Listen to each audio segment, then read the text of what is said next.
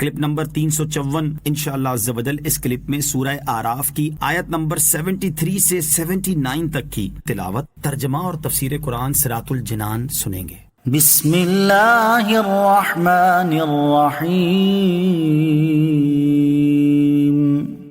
اللہ کے نام سے شروع جو نہایت مہربان رحمت والا ہے۔ وَإِلَى ثَمُودَ أَخَاهُمْ صَالِحًا قال يا قوم اعبدوا الله ما لكم من إله غيره قد جاءتكم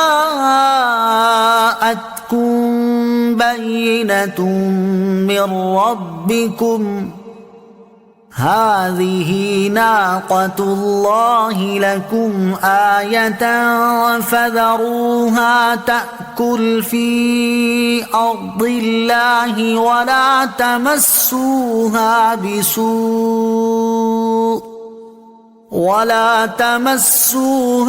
بسوء فيأخذكم عذاب أليم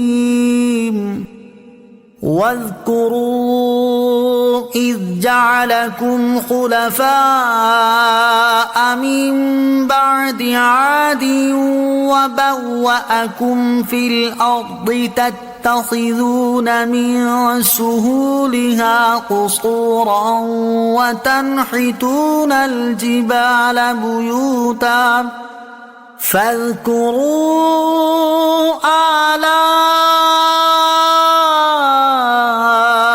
الله ولا تعثوا في الأرض مفسدين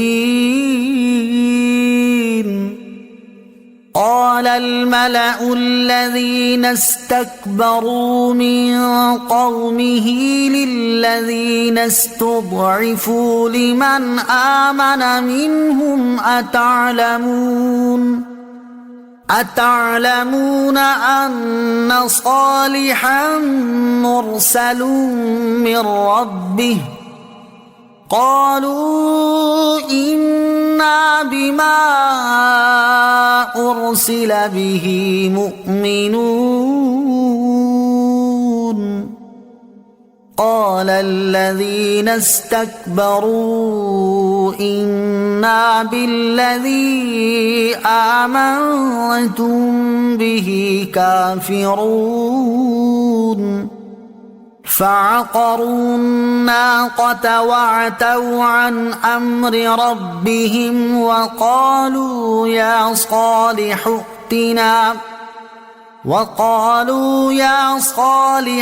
ائتنا بما تعدنا إن كنت من المرسلين فأخذتهم الرجفة فأصبحوا في دارهم جاثمين فتولى عنهم وقال يا قوم لقد أبلغتكم رسالة ربي ونصحت لكم ولكن لا تحبون الناصحين۔ ترجمہ۔